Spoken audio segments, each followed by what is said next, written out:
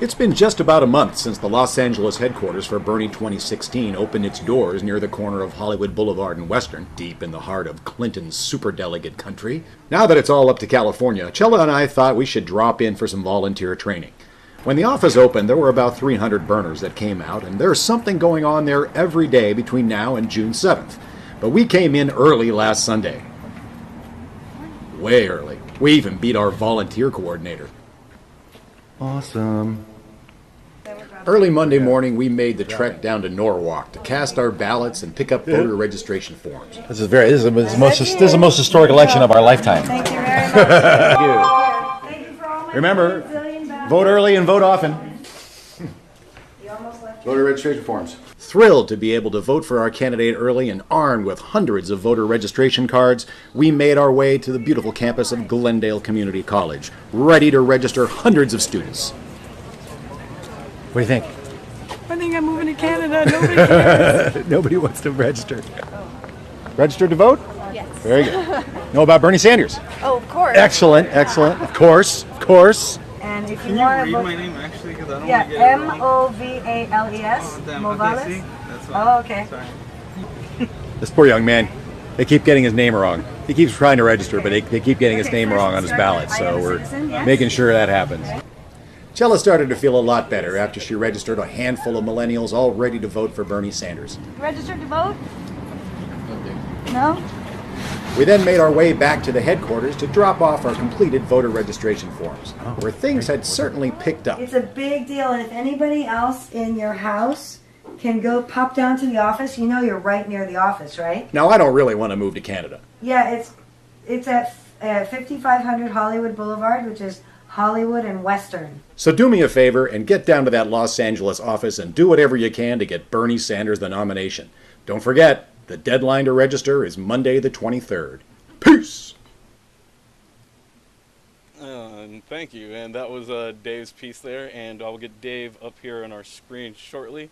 I am somewhat limited on our window space, so it takes just a moment for us to get all situated here. But there we go, and we should be just about ready. There we go. And so, Dave, go ahead, introduce us and let us know what we saw there. Hey, Richard, Nis, how's it going, man? Good to see you guys.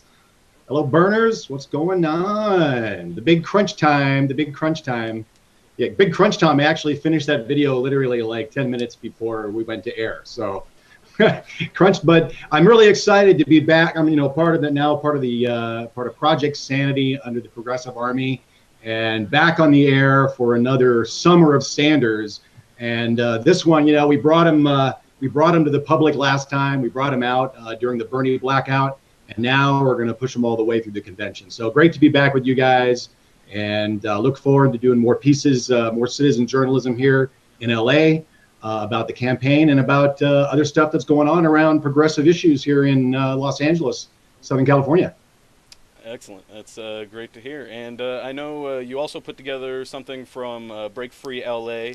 And just before we watch it, tell us a little bit about what we're seeing and what happened at the event, if you could.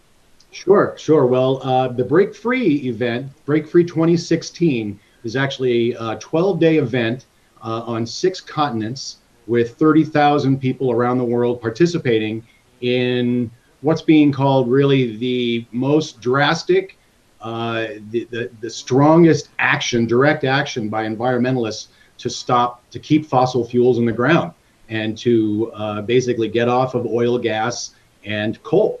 And actions all over the world. In England, they shut down coal mines. There are arrests everywhere. I think in the United States there were 52 arrests, but still thousands of people participating from coast to coast. And Break Free LA was one of the Los Angeles County actions, because there were activists up in Aliso Canyon, which is Porter Ranch, which of course has been in the news lately, the national news, because of the giant methane gas leak, which is hugely more important than CO2 actually.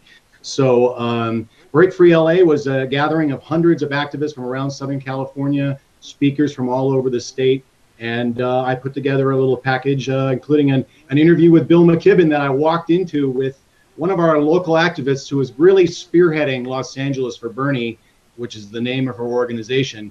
And she is a full-time burner and fractivist, and her name is Lauren Steiner, and she's just out there all the time, and she made sure that Bernie was represented at this march. So that's the package I put together for you. All right, and so I think what we're going to do is we're going to show about the first half of it through the Bill McKibben interview, and then we're going to come back after it, and we can talk a little bit about it, and then we'll go into the second half. So with no further ado, here we go.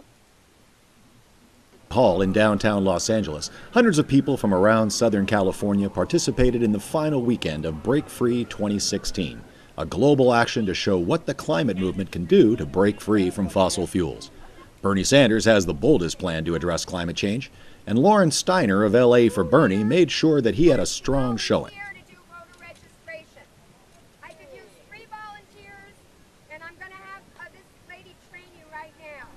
Lauren is a fearless volunteer and activist with more energy than Bernie, and she knows literally everybody.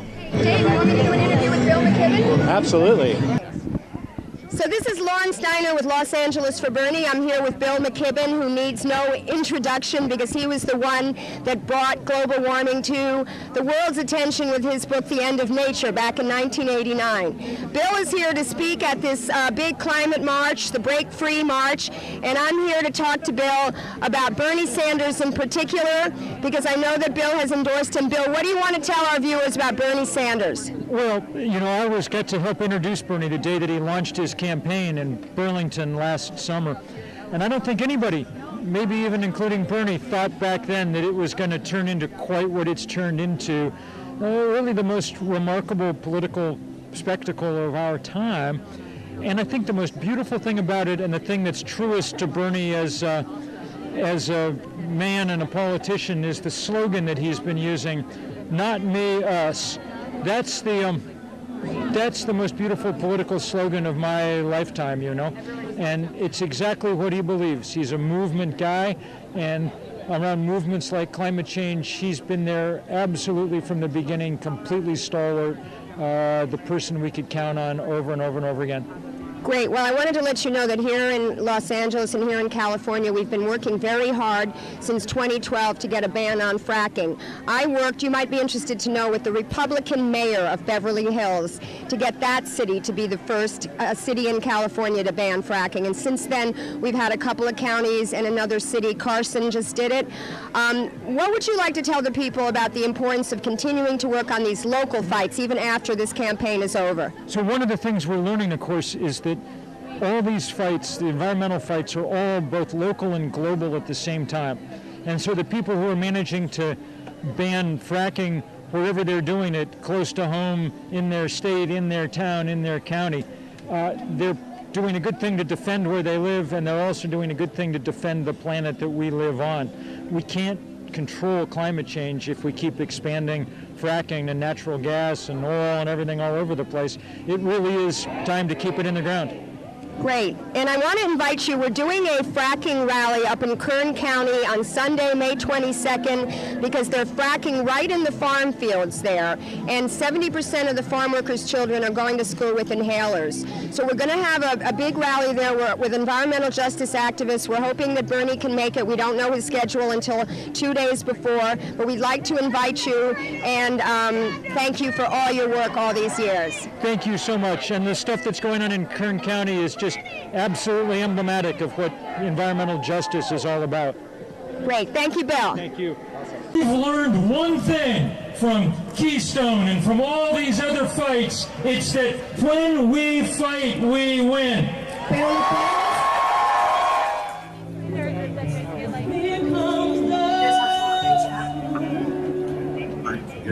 I'm in chat, but I was on. And it sounds like we might be getting some of Nis's audio there. And but I just wanted to welcome us back here and bring us back into the from the interview there we saw with Bill McKibben. Could you, for those that may or may not be familiar with Bill McKibben, just give us a little background on him and what else you experienced there? Well, of course, Bill McKibben, for those that don't know, is the founder of 350.org.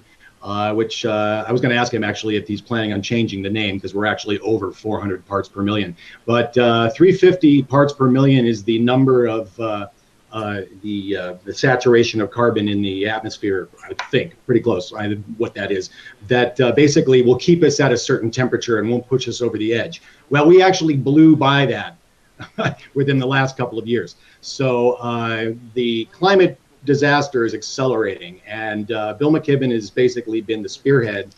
He is, of course, an endorser of Bernie Sanders, and his organization has spread throughout not only the nation but the world.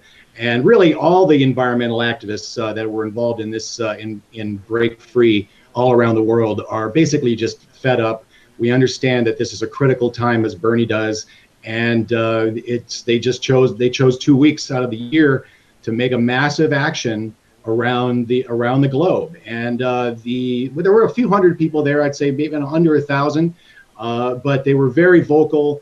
All of the communities that are being affected in Los Angeles. I mean, we're basically 1.5 miles from where we were in downtown LA from an active oil field underneath Belmont High School, which if anyone's familiar with the Belmont High School issue, it was a high school that was stopped building because of the off-gassing that was going on by these wells. And there is, if you go to the site where you can find all of the fracking wells, you'll see this long stretch of black dots that run underneath between the 110 and the 10 underneath Belmont, of these wells that are owned by all these different companies that are fracking and oil wells. So the LA basin is being fracked, it's being drilled, all of Southern California, Porter Ranch, the off-gassing that was going on up there, people are still getting sick. So it's enough is enough in more ways than one right now in this political season, and environmentalists, that's what they were out for on Saturday and all over the world. So it was a good thing to see. The music was great, the speakers were great, and hopefully this continues. This puts the fossil fuel industry on notice that we're not having it anymore, and it's time to get off the fossil fuels. And Bernie's got the strongest plan to do that, so it's one of the reasons I support him. Yeah, I think that's a very important point you bring up about Bernie's platform and being very strong against fracking. And I noticed the term off-gassing. It sounds very not that bad, but what you're actually talking about is just poisoning both the people in the immediate area and causing significant long-term environmental damage to the atmosphere. And it's because it's one of the things that. Go ahead. One of the things that really stuck with me is that several years ago I found about this study, because one of the things that the natural gas industry says is, well, yeah, it's good for the environment and it's good for the economy because there's only this much loss at the well as far as leakage. Well, they're completely lying about how much leakage there is at these wells. And some of the wells around Los Angeles are actually leaking so much natural gas that they are reaching explosive levels. So, the entire LA basin could go up in a giant natural gas explosion at some point if these old wells that are decades old wells with concrete that are busting, and we don't need any more earthquakes. We've got plenty as it is. Oklahoma has taken over as earthquake capital of the United States thanks to man-made earthquakes and fracking. So we're done. We're done with it, and hopefully the oil and gas industry will figure it out. Yeah, and it's probably going to take putting in representatives and elected officials that are willing to hold them accountable. And when they find out about things like, Exxon basically knowing the damage that they're doing while they're denying it, and all these repeats of basically what we saw with the tobacco industry back then about denying known consequences, and rather than acknowledging them and dealing with them, they push them off until there's basically almost nothing that we can do, so that we end up with an emergency solution rather than dealing with it now. And at this point, I don't see any reason that we can take them at their word when they're describing what the negative consequences of what they're doing is. Without independent verification and well-funded and thorough independent investigations and looking at these things, we're not going to get it. As long as the whole thing is funded by they're paying the people that are inspecting them, then they're going to get the inspection results that they want. And then when they do get the negative ones, that they end up going nowhere and dying off into the paper netherworld, then that's also what ends up, what you said, getting to the point where it's literally near combustible at this point. that an mid-air detonation of a device could actually combust a significant portion of the atmosphere. Right. And things like we can't wait till it gets that bad for us to do things and to be motivated to go out and participate in these things, to let politicians and the elected officials and the private industries know that we're not going to put up with it, that you're not going to continue being able to do this, and we're bringing it to an end whether you like it or not. And so, but it takes a lot of people getting active and motivated, and you have to look and seek out the information about these types of things, because the mainstream corporate media isn't going to present them to you. That's why you probably have only seen limited, if any, coverage about any of these things, and usually in the traditional, people had a protest, isn't that cute? Like, move along now. I didn't see anything. I haven't seen anything in the mainstream media at all. A little bit in the local news. I know the local news was there, and actually, I didn't even see it on the local news. So, I don't think anybody covered it. But it's pretty. I mean, globally, it was small in LA, but globally, there were people shutting down bomb trains.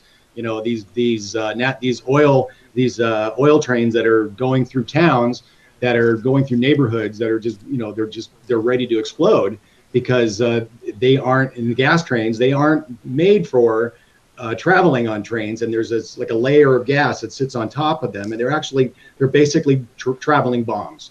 And they're going all over the United States from a specific point to ports, and it's just a matter of time. We've had already plants and things in some states blowing up in Texas, and that's happening more and more. But it's one of these trains or one of these ships that's going through a harbor that goes off, and maybe that'll do something. But let's try to avoid that, and let's get some people in.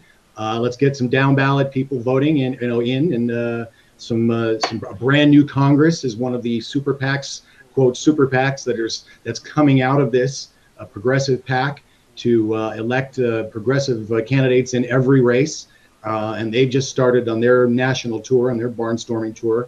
So it's that kind of thing that this revolution has sparked. But we're not done yet. We're not ready to just go to that yet. We still got a convention in July, so.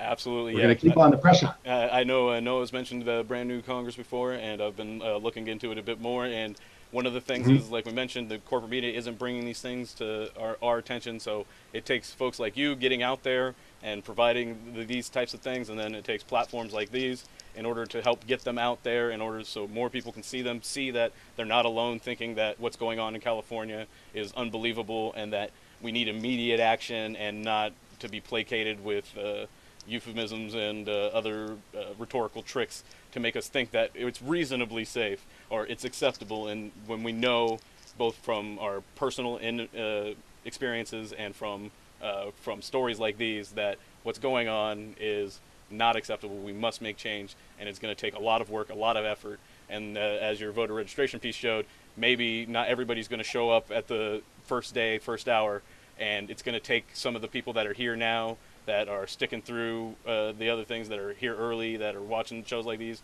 that are doing all of the things that are already out there, getting engaged, going to their conventions, their caucuses at the state level, doing those types of things, in order for us to even get the traction we're going to need to make the movement have the progress that I think we all really want and feel that we need.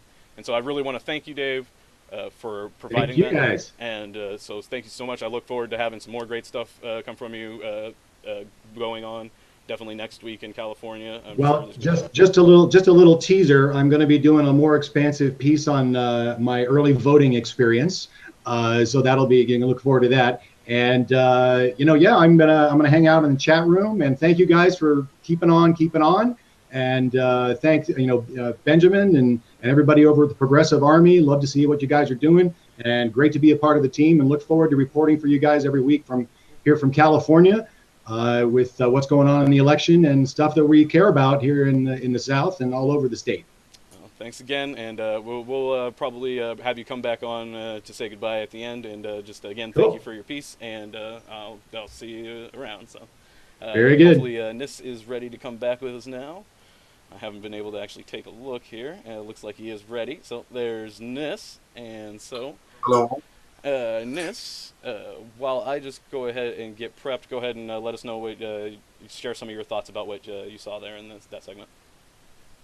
Well, I think I pontificated on that last week quite thoroughly about fracking and the things that were shown to be happening in the documentary Gasland 2. Again, Gasland 1 is more of a tour of people's emotional well-being and what they're like. He's taking it from a personal perspective, but Gasland Part 2, he goes much more documentary. He takes a look at the hard facts, hard evidence. He gets a hold of a former engineer at Halliburton, and he shows how the protective wells that Halliburton produce for the gas companies, they fail at an alarming rate. So, but what I would like to plug here is more about journalism. It's more about what we're needing. So we have this idea that journalism will bring us the relevant stories. And even if that was true, the way that journalism is done, the competing companies vying for attention, vying for views, hits, and commercials being placed on their websites, on their television stations, the way it's being done is extremely sporadic, and it's doles out more misinformation than actual information. If you take a look at Flint, not only did it take a year for Al Jazeera to start reporting on it, it also took another year for corporate media, the usual suspects of CNN and MSNBC to start reporting on it. And now that it's been uncovered and that there's been a congressional hearing on it, we don't hear much from it anymore, other than when Mark Ruffalo dared to suggest that the water was dangerous to bathe in due to the lead pipes and the copper pipes have been corroded. The Fox News did an article hit piece on Mark Ruffalo, getting in some specialists saying, chlorine cannot corrode pipes. And usually that's true, but it's not the regular chlorine that's being used anymore. And that's the thing here. And these scientists, they seem very angry about how he's misrepresenting science. And no, he's not. You are. You're a hack. Sorry. So this is the way of journalism, that when they actually bring you real news, it's buried by scandals and Google hits and Twitter trends that are anything but real news. So you don't have to be able to do what Dave just did to become a citizen journalist. You don't have to put together a nice, professionally made package. If you're at a rally, if you're at a cause, if you're at a town hall where your alderman is lying through his teeth yet again, record it. Take out your phone, record it. Bring it to us. If we can, we will put it out. If our show can't, we'll ask Benjamin or Anoa to put it out as we build more shows into it. And we hopefully will be able to do this more days a week. We'll be able to give a broader platform for it. So you don't have to be a professional. We will help and assist you in any way we can, and we'll make sure that we are not putting anything false out there. And if we, by accident, put anything false out there, then we will do a retraction, not a page 10 below the fold out in the corner in letter size 4 retraction. We will do an on-air retraction straight into the camera if we get it wrong. And if you see us get it wrong, point it out to us. We love having a discussion and a debate. If you don't want to be on TV, if you don't want to record, if you just want to call out BS in corporate media or call our attention to stories, at the top of my Twitter page and my public, that is at Scandinavia, and my public Facebook profile, Scandinavian Perspective, there is a pinned tweet / Facebook post where there are 2 submission forms, links you can click, and you get into a submission form where you put the link in, you tell us a bit about it, and then you click submit, and then it goes straight to us. It's nice, easy, and simple. And we will give you credit.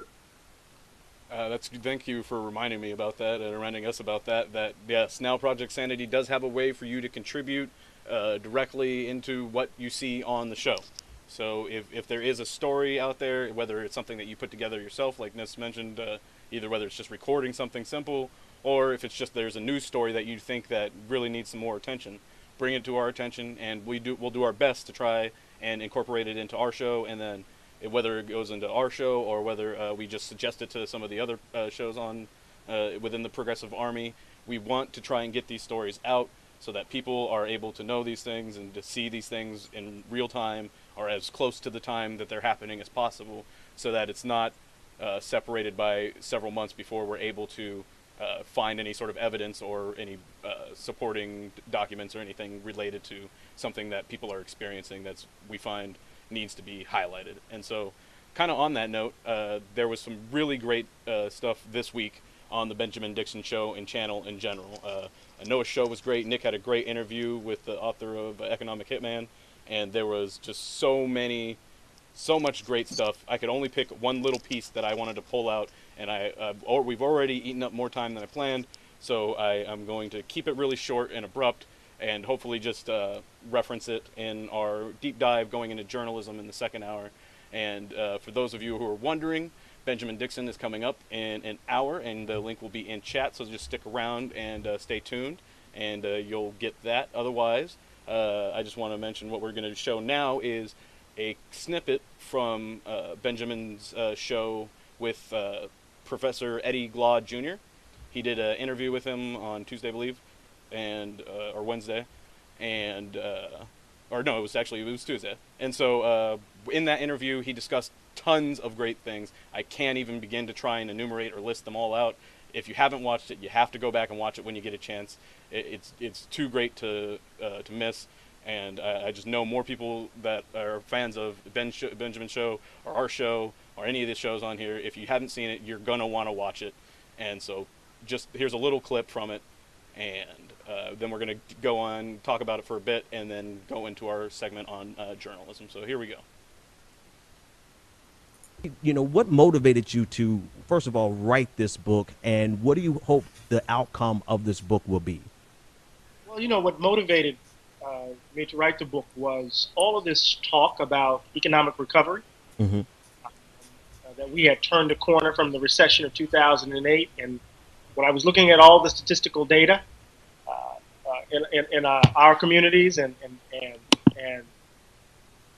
in my family, I was noticing that people were still struggling, that our communities were in crisis. And part of what I was trying to do is to account for this, right? 240,000 homes lost as a result of the collapse of the housing market. 38% of African-American children are growing up in poverty. In my home state of Mississippi, 50% of those children are growing up in poverty. You see more and more families, young families, in a downward spiral. Black community, right? What I'm talking about. And I just simply said, there's something fundamental here about this, that, you know, Black suffering is invisible. And we have to tell a story about that invisibility, right? And try to give an account for it, because it was happening on the watch of the first Black president. Then you combine that with all of the grieving, you know, this sickening public ritual of Black love, of Black folk grieving the death of their children at the hands of police. And so I decided to write Democracy in Black, saying that we needed to do something dramatic, something bold, to change the course of the nation, to stand in the tradition, the Black radical tradition, out of which I come, and that can fundamentally transform the nation. So that was the motivation. Awesome. And so there we have, I know unfortunately through the technical difficulties, restrictions, Nis isn't able to hear what we all just heard from Professor Eddie Gaude. But to try to sum up what he was saying is, and what really stuck out to me is that there's a misery in Black communities. He goes on to name childhood poverty 38%, 50% in Mississippi, where he's familiar with, and the many other issues that Bernie often enumerates, talking about just the suffering of culture of the people that are impoverished, but specifically talking about how within the black community, that the blackness of it, the disproportionate, the extreme nature of it that we see within the black community is often invisible. And so that he wrote Democracy in Black to help try to shine some light on what that means to the political discourse. And he goes on to talk about the political imagination, both of black progressives and of the progressive movement at large. And there's just so much great stuff in there. If you haven't seen it yet, go watch it when you get a chance. It's great, and I can't praise that interview enough. And want to thank again Professor Eddie Gaude Jr. for helping Ben, or being on Ben's show, and Ben for doing that and making that happen. It was a really important interview for me personally, and so I think a lot of other people would gain from watching it as well. So that's it on that for now.